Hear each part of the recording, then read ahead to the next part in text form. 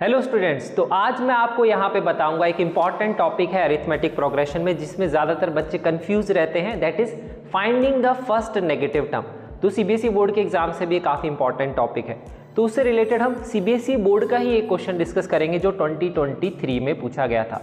तो इस तरह का क्वेश्चन जनरली क्या है, या तो 1 मार्क क्वेश्चन आता है, या केस स्टडी में भी क्वेश्चन आ सकता है, या ऐसा क्वेश्चन 2 मार्क का क्वेश्चन आता है। तो यहाँ पे आपको एक एपी दी हुई है, 23 में क्वेश्चन आया था 65, 61, 57, 53, और उसकी फर्स्ट नेगेटिव टर्म आपको बतानी है कौन सी होगी। और अगर कौन सी बतानी है मतलब पोजीशन बतानी होती है, और आपको बताना होता है अगर वो वैल्यू कितनी है तो वो भी आप बता सकते हैं।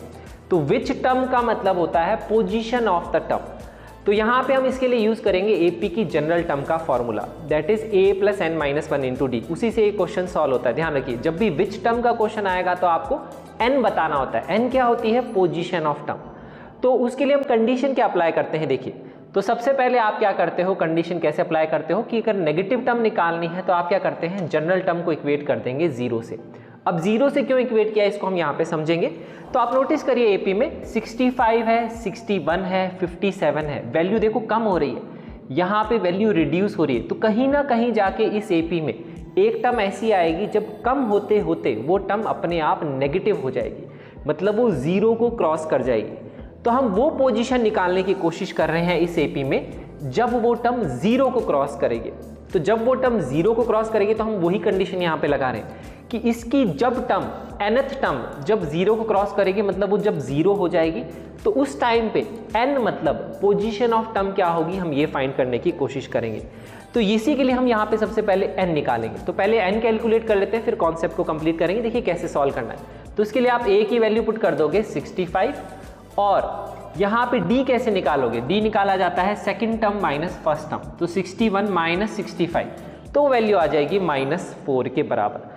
तो ये आपने इक्वेशन बना ली, a की जगह 65, d की जगह -4। इस इक्वेशन को अब हम सॉल्व कर लेंगे। तो ये वैल्यू आएगी -4n + 4। तो यहाँ से आप n की वैल्यू निकालेंगे तो 4n आएगा 69, तो n की वैल्यू आ जाएगी 69 / 4। तो ये n की जो वैल्यू आएगी आपको बताएगी इस एपी में कौन सी पोजीशन पे टर्म की वैल्यू 0 होगी। तो यहाँ से अगर आप n कैलकुलेट करेंगे तो आएगा 16.7 के अप्रॉक्स।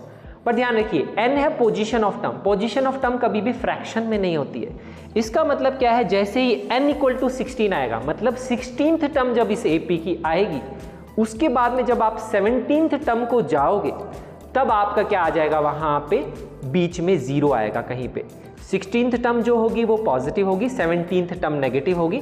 16.7 तो कोई पोजीशन नहीं है, लेकिन उस पोजीशन का अगर एग्जिस्ट करती तो वहां पे 0 होता।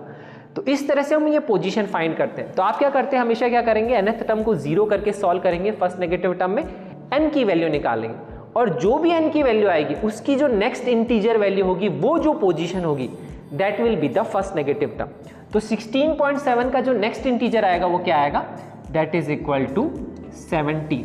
तो 17th टर्म जो होगी वो होगी आपकी फर्स्ट नेगेटिव टर्म। तो विच टर्म जब हमें निकालना होता है तो आपको n की वैल्यू ही निकालनी होती है।